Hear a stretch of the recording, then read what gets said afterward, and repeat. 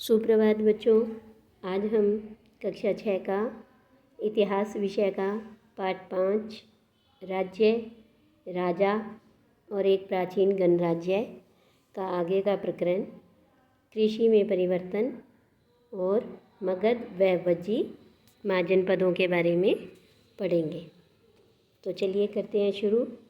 इससे पहले हमने ये पढ़ा था कि ऋग्वैदिक समय में अश्वमेध यज्ञ करने वाले व्यक्ति को ही शक्तिशाली राजा माना जाता था, लेकिन धीरे धीरे समय के साथ साथ परिवर्तन हुआ और अश्वमेध यज्ञ करने वाला अब राजा जन का राजा न होकर जनपदों के राजा माने जाने लगे।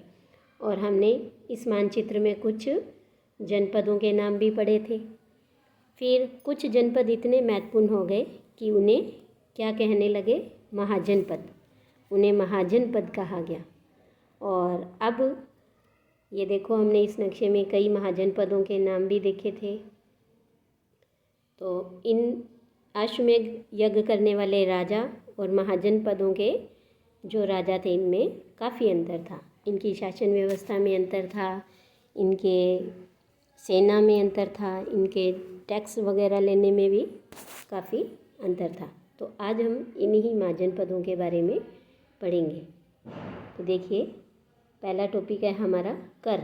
महाजनपदों के जो राजा हैं वो विशाल किले बनवाते थे, बड़े बड़े किले बनवाते थे, बड़ी सेना रखते थे और इसीलिए इन्हें प्रचुर संसाधनों की आवश्यकता होती थी। संसाधन हमने बताई है कि जब किले हैं, सेना है, तो हाथी, घोड़े और इतनी बड़ी सेना के भोजन पानी की आवश्यकता, इन सब संसाधनों की आवश्यकता होती थी। और अब इसके लिए उन्हें कर्मचारियों की भी आवश्यकता होती थी। अतः जो महाजनपदों के राजा हैं वो लोगों द्वारा समय समय पर लाए गए उपहारों पर निर्भर न होकर अब नियमित रूप से कर वसूलने लगे।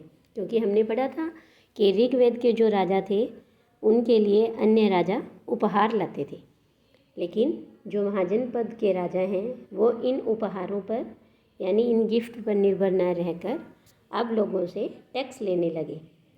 तो उन्होंने किस किस प्रकार के टैक्स लगाए? तो फसलों पर टैक्स लगाए, क्योंकि ये सबसे महत्वपूर्ण थे, क्योंकि ज़्यादातर जो लोग हैं वो किसान थे और प्राय उपज का छठा हिस्सा उन्हें कर के रूप में यानी टैक्स के रूप में निर्धारित किया जाता था, जिसे भाग कहते थे। तो जैसे मानो ये खेत है और इसके 6 हिस्से कर लेते हैं हम, और ये छठा हिस्सा उन्हें टैक्स के रूप में उन्हें वो अपनी उपज का देना होता था। दूसरा टैक्स उन्होंने कारीगरों के ऊपर भी लगाए, जो प्राय श्रम के रूप में यानी मेहनत करवाते थे उनसे। जैसे कि एक बुनकर, लोहार और सुनार, इनको राजा के लिए महीने में एक दिन काम करना पड़ता था। तो पशुपालकों को जानवरों को या उनके उत्पाद के रूप में कर देना पड़ता था। यानी जो पशु पालते थे उन्हें या तो जानवर या उन जानवरों से मिलने वाले उत्पाद वो उन्हें कर के रूप में राजा को देना पड़ता था। व्यापारियों को सामान खरीदने और बेचने पर भी कर देना पड़ता था। आखेटक और संग्राहकों को जंगल से प्राप्त वस्तुएं देनी होती थी। तो एक प्रश्न दिया हुआ है, ये देखो आप, कि आखेटक और खाद्य संग्राहक राजाओं को क्या देते होंगे? तो देखो, जो आखेटक हैं या खाद्य संग्राहक हैं वो इन जंगलों से क्या मिलेगा उन्हें? जड़ी बूटियाँ, हिरन, बाघ, ऐसे जानवरों की खाल, हाथी दांत, कंदमूल, औषधियाँ, इस तरह की जो चीज़ें हैं वो राजाओं को टैक्स के रूप में देते होंगे। इसके बाद है कि कृषि में परिवर्तन। इस युग में कृषि में 2 बड़े परिवर्तन आए। तो अब देखो कौन कौन से 2 परिवर्तन आए, कि एक तो जो हल है उनके फाल अब लोहे के बनने लगे और ये कठोर ज़मीन को भी लकड़ी के फाल की तुलना में लोहे के फाल से आसानी से जोता जा सकता था। यानी जो पहले के हल होते थे उसकी फाल है वो लकड़ी की होती थी, अब उसकी बजाय किसके बनने लगे? लोहे के। और इससे कठोर ज़मीन को आसानी से जोता जाने लगा। इससे क्या हुआ? फसलों की उपज बढ़ गई। दूसरा ये कि अब दूसरा परिवर्तन क्या हुआ। पहला तो ये था हल के अंदर, और दूसरा परिवर्तन था कि धान के पौधों का रोपण शुरू कर दिया। यानी अब खेतों में बीज छिड़क कर धान नहीं उगाया जाता था, उल्टा उसकी बजाय उन्होंने क्या किया, पहले धान की पौध तैयार की और फिर उसका रोपण किया। अब इससे पहले की तुलना में बहुत ज़्यादा पौधे जीवित रहने लगे और इसलिए पैदावार भी ज़्यादा होने लगी। और इस कमर तोड़ परिश्रम लगता था इसमें, यानी ये काम मेहनत का ज़्यादा था। पर यह काम ज़्यादातर दास दासी या जो भूमिहीन खेतिहर मजदूर हैं वो ही करते थे। तो क्या आप बता सकते हो कि राजा इन परिवर्तनों को प्रोत्साहन क्यों देते होंगे? देखो, हमने पढ़ा था कि जो राजा है वो टैक्स लेने लगे। महाजन पद के जो राजा हैं वो किसानों से अब फसलों पर लगाए गए टैक्स को लेते थे। अब जितनी ज़्यादा फसल होगी राजा को उतना ज़्यादा ही टैक्स मिलेगा, क्योंकि फसल की जो उपज होती थी उसका 1/6 हिस्सा वो टैक्स के रूप में, कर के रूप में लेता था। इसलिए राजा ने इन परिवर्तनों को ज़्यादा प्रोत्साहन दिया होगा। इसके बाद आगे देखिए कि ये है सूक्ष्म निरीक्षण, कि हम अब मगध के बारे में पढ़ेंगे। तो मानचित्र 4 में मगध को ढूंढो। तो सबसे पहले हम एक बार मानचित्र में मगध का नक्शा देख लेते हैं कि मगध कहाँ पे है। ये देखो, ये रहा, है ना, कि ये यहाँ पे मगध और ये यहाँ पे एक और महाजनपद है वज्जी।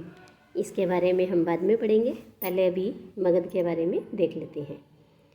तो लगभग 200 सालों के भीतर मगध है वो सबसे महत्वपूर्ण जनपद बन गया। गंगा और सोन जैसी नदियाँ मगध से होकर बहती थी।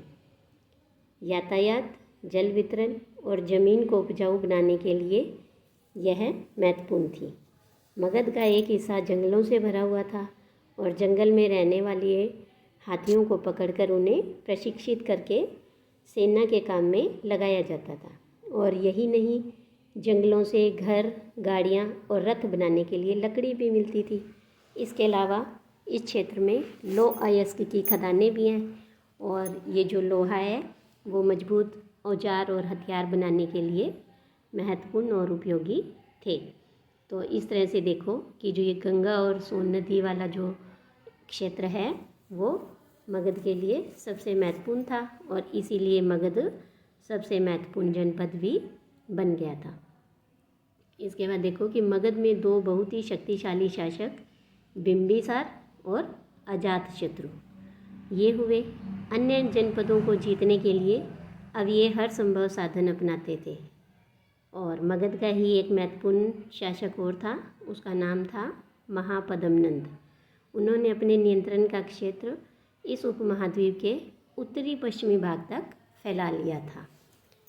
बिहार में राजगृह कई सालों तक मगध की राजधानी बनी रही और बाद में पाटलिपुत्र को भी अपनी राजधानी बनाया।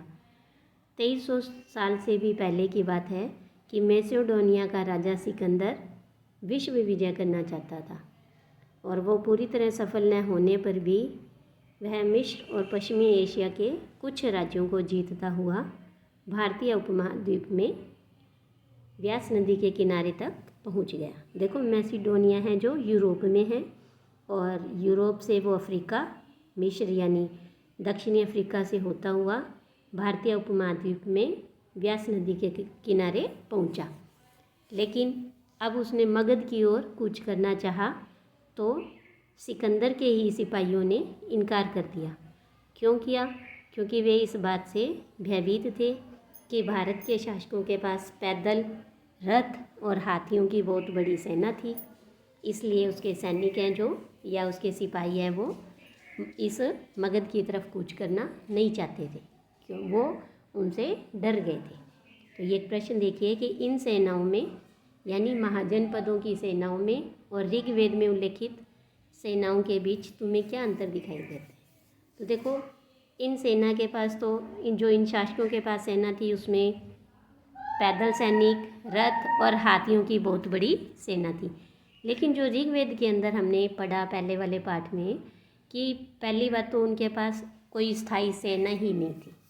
दूसरा, अगर कभी कभी सेना होती भी तो उसमें ज़्यादातर पुरुष ही युद्ध के अंदर भाग लेते थे, ना उनके पास हाथी थे अपनी सेना में और ना ही वो ज़्यादा घोड़ों का इस्तेमाल भी करते थे। तो यही अंतर रहा होगा। इसके बाद देखो कि अब हम दूसरा है वज्जी। वज्जी के बारे में पढ़ेंगे। जैसा कि तुमने ऊपर पढ़ा कि मगध एक शक्तिशाली राज्य बन गया था। अब उसके नज़दीक ही वज्जी राज्य था और इसकी राजधानी थी वैशाली। लेकिन यहाँ एक अलग किस्म की शासन व्यवस्था थी जिसे गण या संघ कहते थे। तो गण और संघ से पहले हम एक बार मानचित्र देख लेते हैं कि वज्जी कहाँ पर स्थित है। तो ये देखो कि ये रहा, अभी हमने देखा था ये मानचित्र में कि ये मगध और इसके पास में ही है ये वज्जी और इसकी राजधानी है वैशाली। तो अब आगे देख लेते हैं हम इसमें वज्जी के बारे में कि गण किसे कहते हैं। तो ये देखो यहाँ लिखा है कि कई सदस्यों वाले समूह के लिए गण शब्द का प्रयोग किया जाता है। और संघ भी मतलब वही होता है संगठन या सभा, यानी कई लोग मिलकर के संघ या गण बनाते हैं। गण या संघ में कई शासक होते थे। कभी कभी लोग एक साथ शासन करते थे और इसमें प्रत्येक व्यक्ति ही राजा कहलाता था। ये सभी राजा विभिन्न अनुष्ठानों को एक साथ ही संपन्न करते थे। सभाओं में बैठकर ये बातचीत, बहस और वाद विवाद के जरिए तय करते थे कि क्या करना है और किस तरह करना है। शत्रुओं के आक्रमण से निपटने के लिए वे मिलकर चर्चाएं करते थे। लेकिन स्त्रियां, दास और कंबकार इन सभाओं में हिस्सा नहीं ले सकते थे। बुद्ध तथा महावीर दोनों ही गण संघ से संबंधित थे। इनके बारे में हम आगे के पाठ में पढ़ेंगे, लेकिन अभी इतना है कि ये दोनों गण से ही संबंधित थे, ये गण और संघ से। तो बौद्ध साहित्य में संघ के जीवन का बहुत ही सजीव वर्णन मिलता है। इसके बाद देखो ये है कि वज्जी संघ का यह वर्णन दीघ निकाय से लिया गया है। कि ये दीघ निकाय क्या है? ये एक प्रसिद्ध बौद्ध ग्रंथ है जिसमें बुद्ध के कई व्याख्यान दिए गए हैं और इन्हें करीब 2300 साल पहले लिखा गया था। तो अजातशत्रु या अजात शत्रु और वज्जी संघ। तो अजात शत्रु है वो वज्जी संघ पर आक्रमण करना चाहते थे। हमने अभी पढ़ा था कि अजात शत्रु कौन था? वो मगध का एक शक्तिशाली शासक था। तो वो वज्जी को अपने साम्राज्य में, अपने संगठन में, महाजनपद में मिलाना चाहता था। तो उसने क्या किया? उस पर कई बार आक्रमण किया। उन्होंने अपने मंत्री वस्कार को बुद्ध के पास सलाह के लिए भेजा। तो बुद्ध ने उससे पूछा, क्या वज्जी सभाएं नियमित रूप से होती हैं तथा उनमें सभी सदस्य उपस्थित होते हैं? जब उन्हें पता चला कि ऐसा होता है तो उन्होंने कहा कि वज्जीवासी तब तक उन्नति करते रहेंगे जब तक कि वे पूर्ण और नियमित सभाएं करते रहेंगे, आपस में मिलजुल कर काम करते रहेंगे, पारंपरिक नियमों का पालन करते रहेंगे, बड़ों का सम्मान, समर्थन और उनकी बातों पर ध्यान देते रहेंगे। वज्जी महिलाओं के साथ जोर जबरदस्ती नहीं करेंगे, उन्हें बंधक नहीं बनाएंगे, शहरों और गांवों में चैत्यों का रख रखाव करेंगे, विभिन्न मतावलंबियों, संतों का सम्मान करेंगे और उनके आने और जाने पर कोई रोक नहीं लगाएंगे तब तक वो लोग उन्नति करते रहेंगे। तो ये देखो यहाँ दिया है चैत्य शब्द। चैत्य क्या होता है? कि चैत्य ये होता है जब किसी शव को जलाकर और जो उसकी अस्थियाँ होती हैं उनके अवशेषों को भूमि में गाड़ देते हैं और उसके ऊपर एक समाधि बना देते हैं, उसी को चैत्य या स्तूप कहते हैं। यहाँ पर क्या है, जो बौद्ध भिक्षु हैं वो उपासना करते हैं, यानी अपनी पाठ पूजा का वो स्थान होता है। पहले ये लोग पहाड़ों में करते थे, पहाड़ों को काट कर बनाते थे, लेकिन अब इन्होंने क्या किया कि ये ईंट और पत्थरों से खुले स्थान में एक टीला जैसा बनाने लगे, जिसे इन्होंने चैत्य कहा। जब हम महात्मा बुद्ध के बारे में पढ़ेंगे तब उसी में एक शब्द और आएगा, विहार।